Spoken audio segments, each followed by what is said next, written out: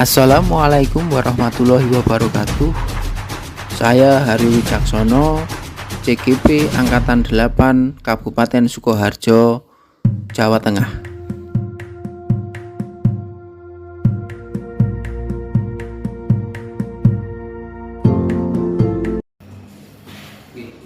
Selamat pagi Pak Mari. Pagi Pak Haryo. Oke, apa kabar hari ini? Alhamdulillah. Pada kesempatan ini saya dan Pak Mualim akan melakukan kegiatan pengamatan sebagai langkah bagian dari supervisi dan juga coaching. Pada hari ini Pak Mualim akan menyampaikan apa? Ini saya akan menyampaikan kelas 12 PPKN di bab pelanggaran hak dan pengingkaran kewajiban warga negara. Saya lihat RPP-nya Nah, mulai dari halaman yang pertama. Ini nanti Bapak menggunakan teknik apa? saya menggunakan model pembelajaran problem based learning. Kemudian untuk strategi pembelajarannya saya memakai small group discussion dengan pendekatan saintifik. Oke. Dari materi muatan PPKN ini di kasus pelanggaran hak dan pengingkaran kewajiban warga negara, untuk tujuan pembelajarannya apa? Tujuan pembelajaran ada 5. Yang pertama, melalui kegiatan mengamati tayangan video dan membaca dari berbagai sumber, peserta didik mampu mengemukakan faktor-faktor penyebab terjadinya pelanggaran hak dan pengingkaran kewajiban warga negara dengan benar. Kemudian yang kedua, melalui kegiatan mengumpulkan. Yang kelima, melalui kegiatan diskusi kelompok dan presentasi, peserta didik mampu menjelaskan bentuk-bentuk partisipasi masyarakat dalam pencegahan terjadinya pelanggaran hak dan pengingkaran kewajiban warga negara dengan benar. Untuk kegiatan hari ini, Pak Mualim di jadwal ini RPP-nya memang alokasi waktunya 4 JP. Sedangkan pada pertemuan ini kita akan melakukan 2 JP ya Pak? Iya, benar. Untuk tujuan pembelajaran yang panjenengan aturkan di sini 1 sampai 5 ini apakah tidak berlebihan untuk waktu yang di 2 kali 45 menit? Iya.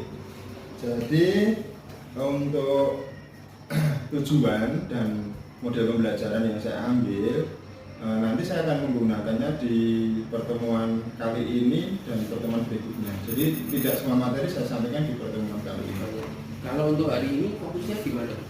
Fokusnya di penyampaian materi, kemudian pembentukan kelompok, baru nanti kalau itu masuk di problem based learning-nya sintak 1 sampai sintak 3. Kemudian nanti untuk yang pertemuan kedua itu sintak 4 dan 5, presentasi dan jadi intinya pada setiap pembelajaran di 2 kali 45 menit setiap kelas itu memang tujuan pembelajaran yang memang harus kita fokuskan sehingga panjenengan nanti tidak bingung dan merasa kelelahan ketika semua tujuan akan diarahkan untuk pertemuan 1 kali seperti itu ya. Jadi iya. tujuannya memang dari 1.3 sampai angka 3. Oke. Kira-kira area pengembangan nanti yang ingin dicapai? Area ingin dicapai, outputnya nanti karena hubungannya dengan PPKN itu adalah peran serta. Di sini jadi nanti outputnya siswa memiliki peran serta sebagai masyarakat, bentuk aksi nyata sebagai upaya pencegahan pelanggaran hak dan pengingkaran kewajiban. Tujuannya kita menjadikan siswa menjadi masyarakat yang baik. Kira-kira dari output ini tujuan yang ingin dicapai tadi yaitu menjadikan siswa sebagai masyarakat yang baik, melihat dari pemahaman kasus-kasus pelanggaran hak dan pengingkaran kewajiban. Kira-kira apa yang akan digunakan Pak Mualim sebagai strategi untuk melangkah ke sana? Jadi di sini saya menggunakan metode itu dan saya memasukkan TPACK di bidang teknologi, Pak Haryo. Jadi nanti saya menyampaikan video contoh dan gambar-gambar contoh langsung dalam masyarakat sehingga siswa bisa langsung merasakan atau bisa menganalisis video dan gambar yang saya sampaikan sehingga siswa langsung bisa mengambil dan nanti pada akhirnya bisa mempraktekkan dalam keadaan setelah dianalisis melalui kerja kelompok. Dari kegiatan yang merupakan langkah-langkah pembelajaran di sini memang saya lihat sendiri Bapak sudah menyampaikan ada beberapa budaya positif ketika memberi salam dan menyapa, bahkan jika nanti dimulai dengan berdoa berarti itu melakukan satu kegiatan dari budaya positif. Ada juga di sini Bapak mengkondisikan siswa ini bisa masuk ke ranah KSE. KSE itu kesadaran sosial emosional. Oke, nanti ketika panjenengan praktek semoga ini tersampaikan dengan optimal. Dan di sini saya menelisik mengenai pembentukan kelompok. Di Sintak 1 ini orientasi peserta didik, yaitu setelah Bapak menampilkan PPT, ada siswa berdiskusi membuat kelompok. Kira-kira Bapak sudah mengamati atau melakukan teknik khusus apa untuk membuat pengelompokan siswa di dalam kelas nanti? Baik, sesuai dengan keadaan pendidikan sekarang itu dengan menggunakan kurikulum merdeka, Pak. Kita tahu sendiri bahwa output dari pendidikan adalah membentuk profil pelajar Pancasila. Di situ terdapat 6 ciri dari profil pelajar Pancasila, diantaranya beriman bertakwa, berbintang global, hidup kreatif, mandiri. Dan itu bisa saya jadikan acuan berdasarkan hasil observasi saya membentuk kelompok berdasarkan profil dari itu. Jadi dari pengelompokan sendiri Bapak sudah mengamati dengan khusus untuk pengelompokan nanti tidak serta-merta sesuai dengan urutan absen tidak. Berarti memang mungkin yang saya maksudkan di sini adalah pembelajaran diferensiasinya sudah dimasukkan juga di RPP. Oke, terkait di hasilnya nanti, berarti saya akan ikut kegiatan Bapak untuk mengajar di kelas. Saya bisa mengamati dari luar ataupun saya diperbolehkan masuk, itu tergantung Bapak. Intinya saya tidak mengikuti dan menyampuri semua kegiatan yang Bapak lakukan. Intinya seperti itu, Bapak berkomunikasi langsung dengan siswa, saya hanya sebagai observer. Seperti itu ya Pak? Ya, baik, silakan. Mungkin ada tambahan dari Bapak yang ingin ditanyakan? Cukup Ya. Semoga dari RPP ini memang sudah bisa dijalankan sesuai waktu dan juga tujuannya nanti.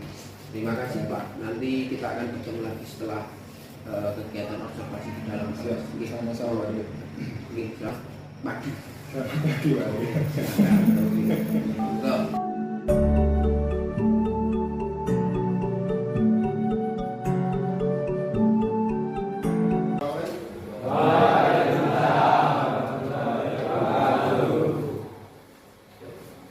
Selamat siang anak-anak.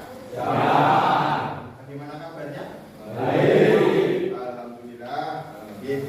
Bertemu ya dengan pelajaran PPKN dengan saya. Mungkin sebelumnya alangkah lebih baiknya untuk pertemuan untuk siang hari ini kita awali dengan berdoa bersama. Untuk ketua kelas bisa memimpin doa sesuai dengan ajaran dan temannya masing-masing. Di tempat duduk siap gerak. Sudah mulai. Selesai. Terima kasih, alhamdulillah. Semoga dengan diawali dengan berdoa bersama, semua kegiatan hari ini yang kita laksanakan akan berjalan baik. Mudah-mudahan itu yang bermanfaat untuk kehidupan yang akan datang. Semangat ya. Luar biasa. Yang pertama, silakan sebelum kita mulai agar mengkondisikan keadaan kelas sama kerapian untuk diri sendiri. Yang bajunya belum dimasukkan bisa dimasukkan. Monggo. Kemudian kebersihan pangkal kesehatan. Bagi orang Islam, kebersihan adalah sebagian dari iman. Untuk meja yang kurang rapat, kurang bagus, silakan dibersihkan. Baik, anak-anak, sebelum dilanjutkan, saya mau mengabsen untuk hari ini yang tidak masuk siapa? Aditya. Keterangan? A. Kemudian ada lagi? Istara, keterangan? J. Baik. Kemudian? Vicky. Keterangan? Ada lagi? Gandhi. Keterangan? Oke, terima kasih. Oke, anak-anak, karena teman-teman kita banyak yang sakit, kita doakan yang pertama agar mereka diberi kesembuhan. Kalian juga silakan untuk menjaga kondisi daerah sekarang mungkin baru panas-panasnya ya. Jadi lebih banyak orang yang kurang sehat badannya, jadi jaga kondisi kalian.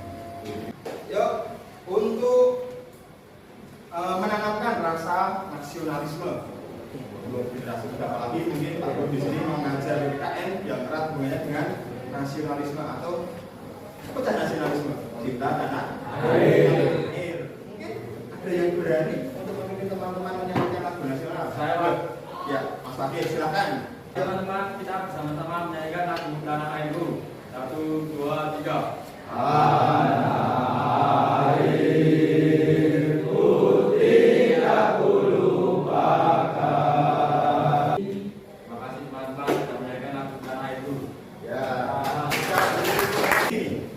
Setelah menyanyikan lagu nasional, kira-kira ada perbedaan di hati jenengan semua, di hati kalian?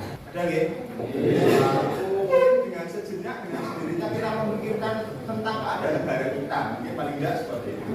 Dan itulah yang dinamakan semangat nasionalisme. Dan untuk selanjutnya, ini kita nanti akan masuk melanjutkan pertemuan yang kemarin. Kita masuk di bab 1. Judulnya pelanggaran hak dan pengingkaran kewajiban. Karena sudah kita bahas di awal.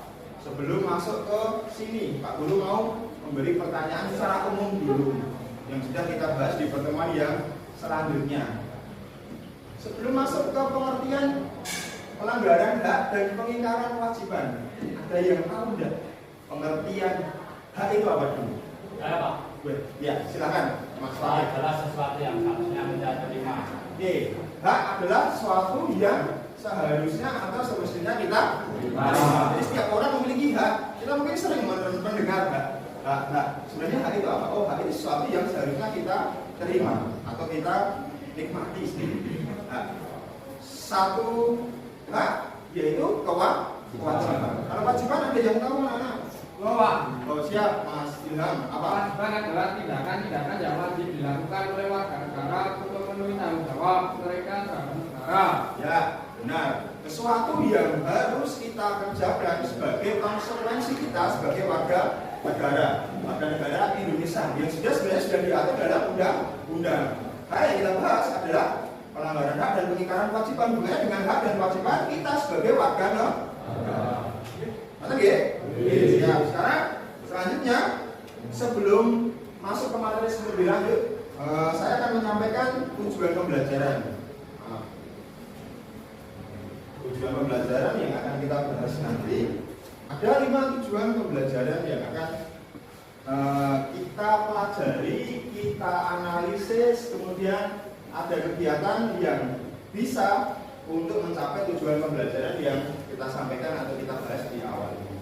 Yang pertama, melakukan kegiatan mengamati tayangan video dan membaca dari berbagai sumber. Peserta didik mampu menemukan faktor-faktor penyebab terjadinya pelanggaran hak dan pengingkaran kewajiban. Poin pertama adalah faktor apa saja yang menyebabkan masih saja terjadinya pelanggaran hak dan pengingkaran kewajiban. Pelanggaran hak dan pengingkaran kewajiban akan ada terus-menerus apabila faktor-faktor ini masih ada. Itu ya, coba kita amati sekeliling kita. Hari ini ada kasus, misalkan kasus yang paling baru hubungannya dengan pelanggaran hak apa ya? Kasus pembuli. Itu masuk apa nanti kita pelanggaran.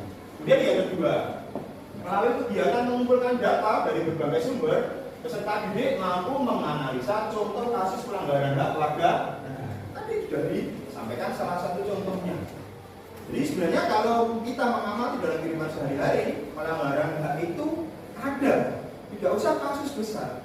Kemudian tujuan pembelajaran yang ketiga, melalui kegiatan mengumpulkan dari berbagai sumber, peserta didik mampu menganalisis contoh kasus pengingkaran kewajiban warga negara dengan tepat. Partisipasi masyarakat dalam mencegah terjadinya pelanggaran hak dan pengingkaran kewajiban. Otomatis pada akhirnya output apa atau sikap apa yang kita timbulkan atau kita implementasikan dalam kehidupan sehari-hari sebagai bentuk partisipasi kita untuk mencegah apa aja tadi pelanggaran hak dan pengingkaran kewajiban warga negara. Jadi kalian sebenarnya bisa berperan aktif, berperan langsung untuk atau sebagai upaya pencegahan pelanggaran hak dan pengingkaran kewajiban dalam bentuk partisipasi masyarakat. Masuk ke materi yang kita bahas mengenai pengertian hak warga negara dan pengingkaran kewajiban warga negara. Hak warga negara merupakan seperangkat hak yang melekat dalam diri manusia dalam kedudukannya sebagai anggota dari sebuah negara. Warga negara dapat diartikan sebagai tindakan atau perbuatan yang harus dilakukan oleh seorang warga negara sebagaimana diatur dalam ketentuan perundang-undangan. Juga diatur dalam peraturan perundang-undangan semuanya. Penyebab tadi, penyebab terjadinya pelanggaran hak dan pengingkaran kewajiban atau terlalu mementingkan diri sendiri. Pernah egois atau mementingkan diri sendiri. Yang selanjutnya, rendahnya kesadaran berbangsa dan bernegara. Di situ ada contoh, semoga itu bukan gambar kalian, gambar seorang siswa yang dihukum oleh bapak polisi karena melanggar aturan. Yang keempat, penyalahgunaan kekuasaan. Masih ingat foto tersebut? Siapa? Oke, Sambo. Ferdi Sambo yang kemarin merupakan salah satu orang yang memiliki jabatan di kepolisian. Ternyata 5. Ketidaktegasan aparat penegak hukum. Ini gambarkan dari gambar ini ada seorang pengadil, hakim atau jaksa. Penyalahgunaan teknologi. Apa itu? Judi online. Apa judi online contohnya? Slot. Tahu sendiri. Penyalahgunaan teknologi. Atau mungkin sebenarnya kalau sini arahnya tidak secara langsung, tapi pasti judi online yang menjalankan siswa sampai ketahuan orang tua, sampai orang tuanya marah, terus dipukul menjadi suatu pelanggaran. Beberapa faktor penyebab masih terjadinya pelanggaran hak dan pengingkaran kewajiban. Anda bisa memberi contoh lain? Atau sudah cukup ini? Pelanggaran hak dan pengingkaran warga negara. Sekarang kita ke contoh kasusnya. Kalau tadi faktor penyebabnya, sekarang ke contoh kasusnya. Saya akan mengambil beberapa contoh peristiwa secara umum dan nanti pasti akan bisa lebih khususkan, dikecilkan ke peristiwa-peristiwa tertentu. Nah, saya mengambil gambaran umumnya. Yang pertama, proses penegakan hukum masih belum optimal. Itu korban. Kemudian yang kedua, tingkat kemiskinan dan angka pengangguran yang masih tinggi. Itu kita makin merebaknya kasus pelanggaran hak asasi manusia. Saya ambil contoh pembunuhan. Ini pembunuhan yang terjadi tidak jauh di sekeliling. Ini contoh kasus yang terakhir yang saya sampaikan. Yang terakhir adalah angka putus sekolah yang cukup tinggi. Nah, mungkin kita lanjut ke materi selanjutnya adalah kasus pengingkaran kewajiban warga negara. Tadi haknya yang dilanggar, sekarang orang yang melanggar atau mengingkari kewajiban yang sebenarnya dijalankan. Yang pertama, membuang sampah sembarangan. Nah, simpel mawon, tidak usah terlalu berat. Membuang sampah sembarangan itu sudah termasuk contoh pengingkaran kewajiban atau contoh pertama. Kemudian yang kedua, melanggar aturan berlalu lintas. Kita contohkan. Yang keempat, tidak membayar pajak. Dan contoh yang terakhir, ini gambar anak-anak lagi nongkrong dan merokok di warung. Apa? Bolos setelah Pak Gua amati sesuai dengan kurikulum yang berlaku saat ini. Pernah profil pelajar Pancasila. Ada 6 ciri khusus profil pelajar Pancasila. Yang pertama adalah beriman, bertakwa, berakhlak mulia, kemudian berkebinekaan global, berpikir kritis, mandiri, faktor ciri-ciri profil pelajar Pancasila. Jadi Pak Guru setelah mengamati, Pak Guru ingin membagi kelompok kalian menjadi berdasarkan ciri-ciri yang Bapak amati. Tidak mengucilkan profil yang lain. Jadi cuma profil yang menonjol di beberapa anak saya kumpulkan menjadi satu kelompok. Misalkan anak yang misalkan saat istirahat ada sholat zuhur berjamaah, gitu. Nah, itu sudah ciri profil pelajar Pancasila beriman dan bertakwa. Nah, ada beberapa, tidak semua, tapi ada beberapa anak, yaitu saya ambil kelompok. Dan yang mandiri. Setelah Bapak amati dan observasi, ada beberapa anak yang lebih menonjol nilai mandirinya daripada nilai yang itu berdasarkan hal-hal itu, Pak Guru membagi kelompok kalian menjadi beberapa kelompok. Nanti saya sampaikan ini menjadi 1, 2, 3, 4, 5. Ada 5 kelompok yang masing-masing kelompok terdiri dari 7 anak. Nah, nanti ada tugas yang nanti Bapak sampaikan melalui lembar kerja peserta didik. Nanti akan kita bagikan satu kelompok satu. Nanti akan Pak Guru sampaikan di pertemuan yang berikutnya melalui penjelasan suatu video. Ada dua video yang perlu kalian analisa berdasarkan sesuai dengan pembagian kelompoknya. Jadi nanti setiap kelompok yang pertama ada ketuanya, yang kedua ada notulennya, dan nanti selebihnya adalah sebagai anggota yang harus bekerja sama, mengamati video, menganalisa, mencatat hal-hal penting. Kemudian nanti akan mengerjakan tugas sesuai dengan instruksi di lembar kerja peserta didik. Nanti yang akan Pak Guru sampaikan di pertemuan berikutnya, kemudian dikerjakan, setelah itu baru dipresentasikan. Oke, untuk pertemuan kali ini mungkin cukup. Apa ada yang kurang jelas? Sudah jelas. Oke. Kemudian ada yang bisa membuat kesimpulan. Kesimpulan apa pertemuan kita hari ini? Oh ya, Alviro silakan. Apa? Faktor penyebab masih terjadinya pelanggaran hak dan pengingkaran kewajiban warga negara. Ya, benar. Poin pertama atau materi pertama adalah faktor penyebab masih terjadinya pelanggaran hak dan pengingkaran kewajiban warga negara. Terima kasih, Mas Kalviro. Kemudian poin yang kedua atau materi. Oh ya, Mas Indra silakan. Contoh kasus pelanggaran hak warga negara. Oke, untuk materi atau poin pembahasan pertemuan kali ini yang kedua adalah contoh kasus pelanggaran hak warga negara. Yang ketiga, yang terakhir. Ya, silakan. Contoh kasus pengingkaran kewajiban warga negara. Oke, yang ketiga adalah contoh kasus pengingkaran hak warga negara. Baik. Terus nanti gini, tadi sudah Pak Guru bikin kelompok. Nanti untuk RKPD akan Pak Guru sampaikan melalui link. Link untuk RKPD akan saya sampaikan melalui grup kelas. Jadi nanti silakan berdasarkan kelompok yang Pak Guru buat tadi, silakan nanti bisa dikerjakan, bisa bekerja kelompok melalui link yang sudah atau nanti akan Pak Guru kirim ke grup kelas.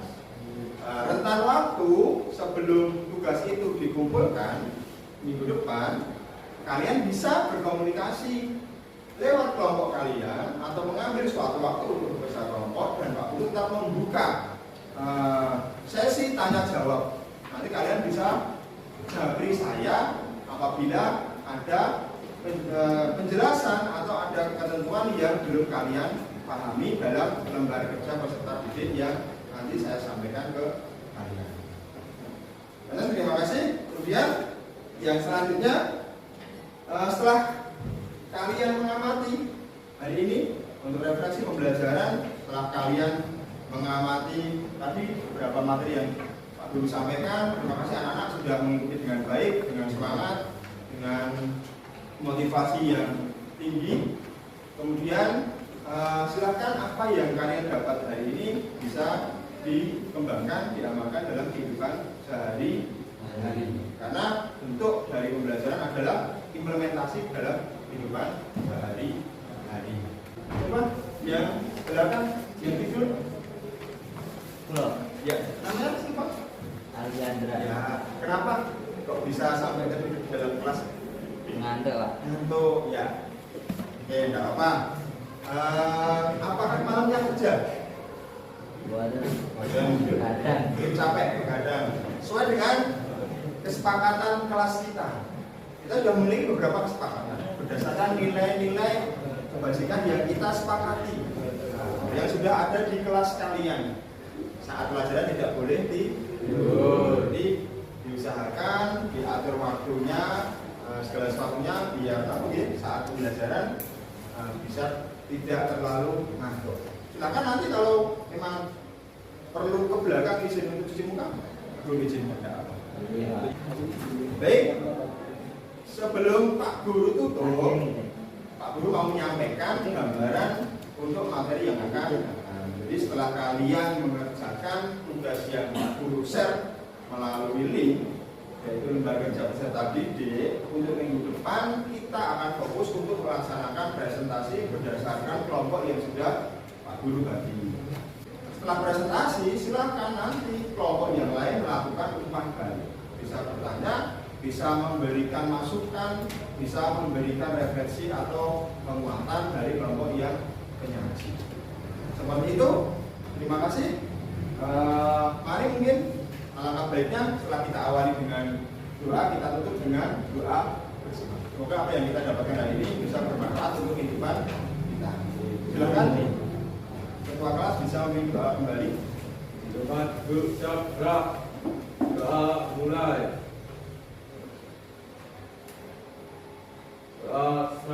Terima kasih, cukup dari saya. Bila ada kekurangan saya mohon maaf yang besar-besarnya. Wassalamualaikum warahmatullahi wabarakatuh. Waalaikumsalam.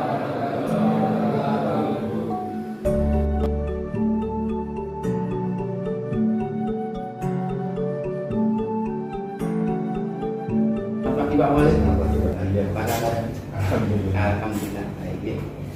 Kemarin sudah kita diskusi dari pra observasi di hari Selasa, di hari Kamis kita melakukan pengamatan oleh saya dan Pak Malik melakukan pembelajaran di kelas.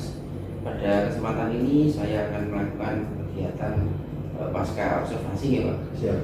Ini longgar. Longgar Pak. Longgar ya. Seharusnya memang lebih baik kemarin itu langsung dengan setelah pembelajaran di longgar ini dengan kesibukan panjenengan kita harus memaklumi, dan ini waktu longgar jenengan saya ingin mengoptimalkan untuk kegiatan pasca observasi gitu.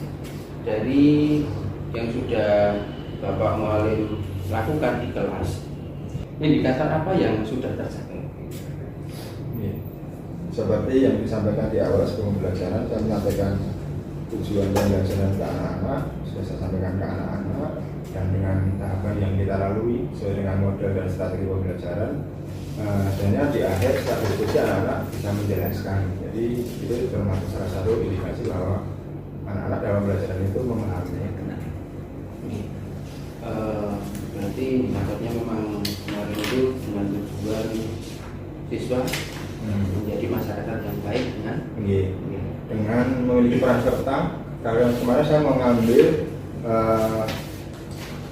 di bab 1 di kelas 12, yaitu adalah pelanggaran hak dan pengingkaran kewajiban. Jadi pada akhirnya siswa itu bisa memiliki peran dalam bentuk peran masyarakat dalam upaya pelanggaran dan pengingkaran kewajiban. Terkait hasil yang saya lihat kemarin, bahwasanya di penerapan Pak Mualim sendiri saya lihat sudah melakukan penerapan dari budaya positif. Dari kita mulai dengan berdoa, dan selanjutnya ada penerapan PSE atau sosial emosional ketika Pak Mualim sendiri dari segi presensi sudah menanyakan dan bahkan ada rasa empati untuk menggugah siswa, mengingat rekannya yang tidak masuk, dan serta ada juga Pak Mualim juga mengingatkan untuk melakukan hal-hal baik dan juga menjaga kesehatan, sehingga kegiatan pembelajaran siswa itu lebih baik seperti itu. Dan kemarin yang menjadi topik juga ada pembelajaran atau pengelompokan dari diferensiasi proses ya Pak. Iya. Kemarin Pak Malim menyebutkan dari pengamatan apa sebelumnya? Iya. Jadi dalam pembentukan kelompok saya mengambil dari profil pelajar Pancasila. Ciri-cirinya itu anak-anak setelah saya beberapa kali amati itu kan bisa kita jadikan kelompok. Itu ciri yang pertama dari profil pelajar Pancasila itu kan beriman bertakwa. Itu saya ambil misalkan anak-anak kalau setiap istirahat itu melaksanakan sholat berjamaah. Kemudian ada yang mandiri, itu kita lihat dari saat presentasi yang aktif siapa. Kemudian ada yang kritis, kreatif, itu beberapa kali setelah saya amati, tidak hanya pas saat kelas 3 tapi karena kelas 2 saya juga mengajar mereka, itu saya ambil kurang lebih acuannya dari situ kelompoknya. Saya kira sudah baik dari pengamatan Bapak Malim sendiri terkait pengelompokan siswa. Ini yang belum saya. Jadi itu bagian dari asumsi juga. Kemudian fokus pada area yang ingin dikembangkan Pak Malim sendiri mengenai apa? Yang dikembangkan untuk strategi. Iya. Sebenarnya hubungannya kan ini dengan pelanggaran dan kewajiban. Itu sesuatu yang memang anak-anak laksanakan secara langsung, anak-anak amati. Jadi kemarin saya menyajikan 2 contoh kasus. Jadi secara tidak langsung sebenarnya dengan anak-anak mengamati kasus tersebut, secara tidak langsung anak berusaha atau secara tidak sadar merasakan keadaan. Kemarin saya merasakan, yang saya kembangkan adalah rasa empatinya anak. Kalau kemarin saya menyatakan kasus juga anak-anak sekolah. Jadi mungkin dari situ sebenarnya rasa anak-anak sudah dengan sendirinya masuk di sana, mungkin bisa mengambil rasa syukur mereka karena saat ini mereka masih bisa belajar seperti itu. Fokus ke siswa. Untuk hal yang ingin dikembangkan, mengembangkan diri Pak Malim sendiri, rencananya apa Pak? Untuk pengembangan diri Mungkin untuk optimalisasi kegiatan KPM di kelas, apa yang ingin Pak Malim aktivitasnya untuk pengembangan diri? Yang pertama mungkin sebagai saya ingin lebih berperan sebagai pemimpin pembelajaran dalam hal ini, yaitu bisa benar-benar menyampaikan materi, memberikan teladan ke anak, bisa jadi tuntunan seperti itu. Kemudian inovasi dalam pembelajaran. Ini seperti yang kita tahu, masalah-masalah pembelajaran yang banyak dilalui dari banyak guru juga sebenarnya itu kembali ke gurunya, bukan ke siswanya. Siswa malas, tidak termotivasi, kurangnya minat baca itu sebenarnya karena inovasi dari kita sebagai guru lah. Dan mungkin itu yang ingin akan bisa kembangkan. Melihat kemarin ketika Pak Malim melakukan pembelajaran di akhir, ternyata Pak Malim juga melakukan pembelajaran berdiferensi produk. Ketika di akhir pembelajaran Pak Malim memberikan pengelompokan pada siswa, selanjutnya pada hasil yang ingin dicapai. Ternyata dengan juga memberikan kelonggaran, entah siswa itu akan memberi produk seperti di dokumen atau di poster atau membuat mungkin seperti kita yang sering menggunakan Canva bisa dioptimalkan juga seperti itu dengan mengingatkan seperti ini. Kan dari pemahaman ini berarti kan Pak Malim sudah melakukan pembelajaran berdiferensiasi proses dan juga produk. Untuk kontennya sendiri mungkin diatur di yang poin 2 tadi, yang dengan pengen mengembangkan diri pada konten pembelajaran seperti itu. Iya benar Pak. Soalnya anak sekarang mungkin kalau tanpa kecederaan lebih banyak mengambil gambar daripada kita guru, mungkin kurang waktu. Tapi kalau anak itu untuk apabila dia mendapat aplikasi yang cocok, sebenarnya anak itu kreatif untuk membuat itu. Terus selanjutnya dari semua hal yang dilakukan Pak Malim di kelas, kira-kira apakah Pak Malim merasa nyaman? Nyaman Pak. Maksudnya dari penyampaian sendiri kepada siswanya mungkin ada yang ingin diperbarui atau dikembangkan lagi. Kalau secara umum nyaman Pak, tapi kalau menurut saya ada sesuatu yang memang harus saya lebih tingkatkan, misalkan intonasi dalam menyampaikan, tempo, atau mungkin kalau saya kemarin saat observasi saya merasa masih terlalu terburu-buru, jadi makanya ada tahapan-tahapan yang tidak terlaksana seperti itu sesuai dengan sitak yang sudah berlaku. Dan mungkin kedepannya untuk pembelajaran yang ingin saya harapkan, mungkin saya akan continue aja Pak menjalankan itu sesuai keberlangsungan. Jadi memang fokus terakhir yang ingin Anda kembangkan lagi terkait pada keberpihakan pada murid dan terkait dengan sendiri dengan menjadi pemimpin pembelajaran.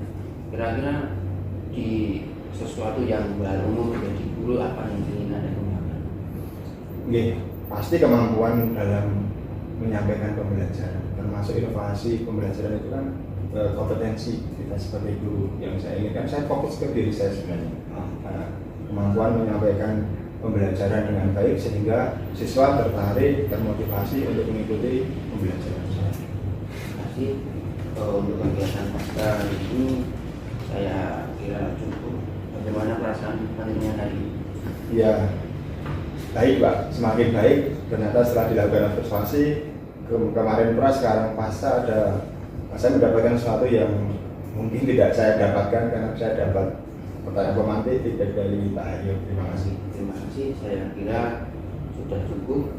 Jika saya ada salah kata, saya mohon maaf dan terima kasih Pak Marim. Selamat pagi.